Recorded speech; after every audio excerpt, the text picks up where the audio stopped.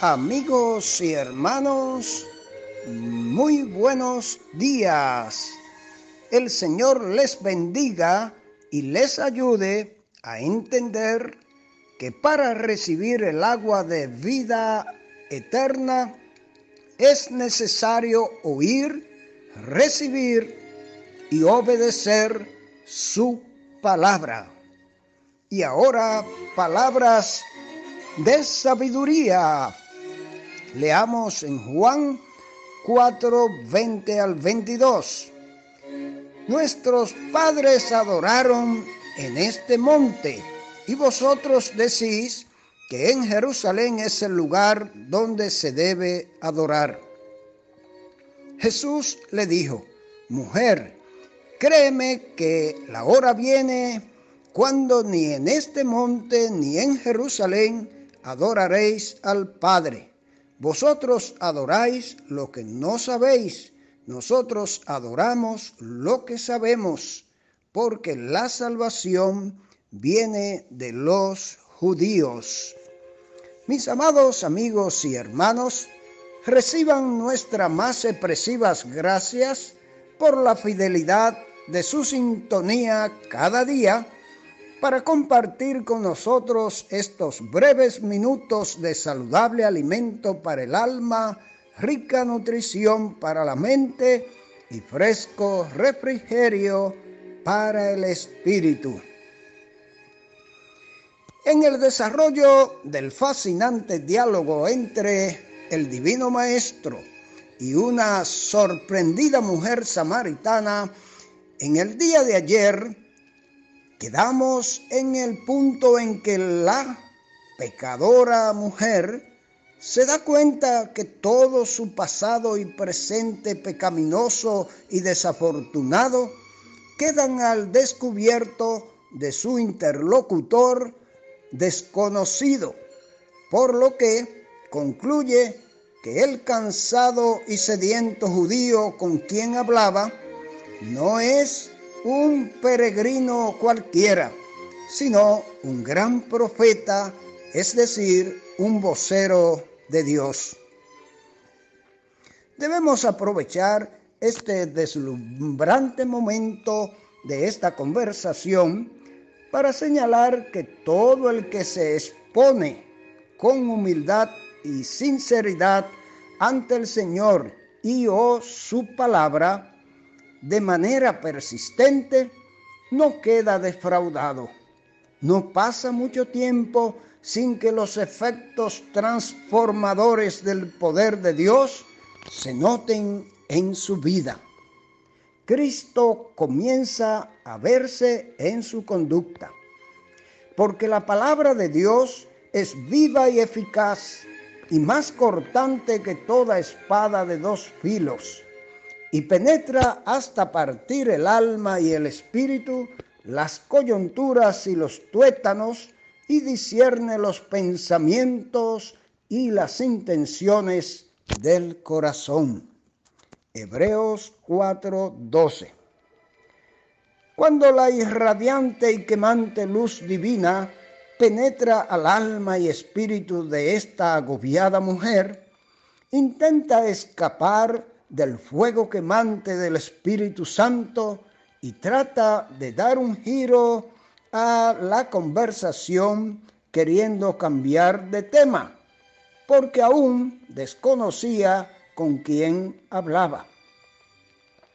Escuchemos qué nos dice el doctor William MacDonald en la continuidad del tema Conversación del Señor con la Samaritana, parte 3, Juan 4, del 18 al 25.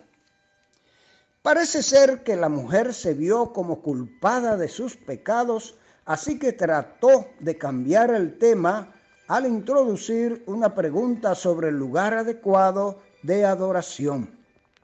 Nuestros padres adoraron en este monte, dijo ella, indicando el monte Gerizim. Entonces le recordó al Señor innecesariamente que los judíos afirmaban que Jerusalén era el lugar apropiado de adoración. El Señor Jesús no evitó el comentario, sino que lo utilizó para impartir nuevas verdades espirituales. Él le dijo que vendría el tiempo cuando ni en Jerusalén ni en Gerizim serían el lugar de adoración. En el Antiguo Testamento, Jerusalén fue señalada por Dios como la ciudad donde se le debía ofrecer adoración.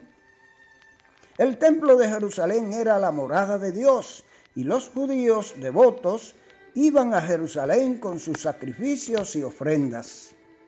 Por supuesto, en la época del Evangelio ya no es así. Dios no tiene ningún lugar determinado en la tierra donde las personas deban ir a adorar. El Señor lo explicó con más detalle en los versículos que siguen. Cuando el Señor en el versículo 22 dijo, vosotros adoráis lo que no sabéis, condenó el modo de adoración samaritano. Esto contrasta fuertemente con los maestros religiosos que dicen que todas las religiones son buenas y que al final todas conducen al cielo.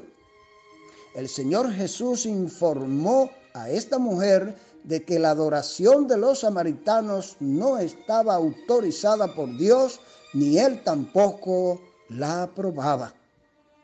Se la había inventado el ser humano y se ejercía sin la aprobación de la palabra de Dios. No ocurría así con la adoración de los judíos. El pueblo judío era su pueblo terrenal escogido. Le había dado instrucciones sobre la manera de adorarle a él. La salvación viene de los judíos, dijo el Señor. El pueblo judío fue designado por Dios para ser su mensajero y se le dio las escrituras. También fue a través de la nación judía que se dio al Mesías, nació de una madre judía. A continuación el Señor informó a la mujer que con su venida Dios ya no tenía en la tierra un lugar determinado en la tierra para su adoración. Los que creen en el Señor Jesús pueden adorar a Dios en cualquier momento y en cualquier lugar. La verdadera adoración significa que sin importar el lugar donde esté, un creyente puede entrar en la presencia de Dios por la fe para alabarle y adorarle. Jesús le dijo a esta mujer que con el tiempo la adoración al Padre sería en espíritu y en verdad. Los judíos habían reducido la adoración a formas y ceremonias externas. Sin embargo, la suya no era una adoración del espíritu. Era externa, no interna. Sus cuerpos podrían estar postrados en el suelo, pero sus corazones no eran rectos delante de Dios.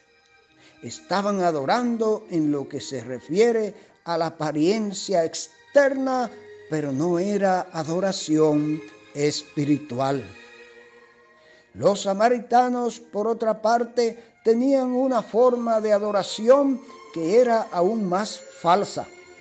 No tenían ninguna autoridad de la Escritura. Habían empezado su propia religión y habían llevado a cabo ordenanzas de su propia invención. Así, cuando el Señor Jesús dijo que la adoración era en espíritu y en verdad, estaba reprendiendo tanto a judíos como a samaritanos. Sin embargo, también estaba informándoles que ahora que Él había venido, era posible para los seres humanos acercarse a Dios a través de Él en adoración verdadera y sincera. El Padre tales adoradores busca que le adoren. Reflexiona al respecto, mi amado o amada oyente. El Padre busca adoradores. Dios está interesado en la adoración de su pueblo. ¿La recibe de parte tuya? La primera parte del versículo 24, Dios es espíritu, es una definición del ser de Dios.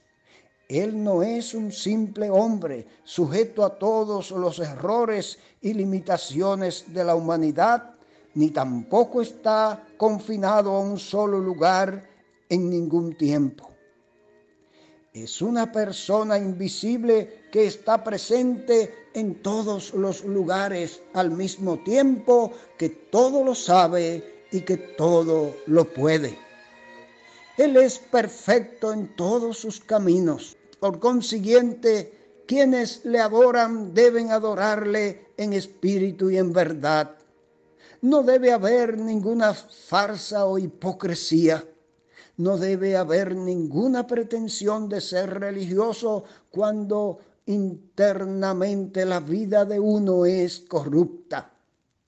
No se debe pensar que al pasar por una serie de rituales, Dios queda complacido. Aun si Dios mismo estableció esos rituales, Él todavía insiste en que la persona se le aproxime con un corazón contrito y quebrantado. Mientras la samaritana escuchaba al Señor, pensó en la venida del Mesías. El Espíritu de Dios había despertado en ella el deseo de que el Mesías viniera y tenía la confianza de que cuando Él viniera enseñaría todas las cosas. En esta declaración ella mostró una comprensión muy clara de uno de los más grandes propósitos de la venida de Cristo. Lo que le dijo el Señor Jesús como respuesta fue: yo soy el que habla contigo. Hay un profundo significado en las palabras del Señor. Usó uno de los nombres que Dios se aplicó a sí mismo en el Antiguo Testamento. Realmente, por así decirlo, dijo: yo soy el que soy, el que habla contigo. O en otras palabras, Jehová es quien te está hablando. Estaba anunciándole a ella la asombrosa verdad de que aquel que hablaba con ella era el Mesías que ella estaba buscando y que además era Dios mismo. El Jehová del Antiguo Testamento es el Jesús del Nuevo Testamento. Mis amados amigos y hermanos, Él es Dios, Él es realmente Dios. Él no era solo un profeta, ciertamente un profeta y el más grande profeta, pero Él es el Dios, Él es el gran yo soy, Él es el Jehová de los ejércitos. Mis amigos y mis hermanos, lo tenemos aún disponible por su gracia y misericordia. Busquémosles ahora antes que sea demasiado tarde. Dios les bendiga y les ayude a hacerlo.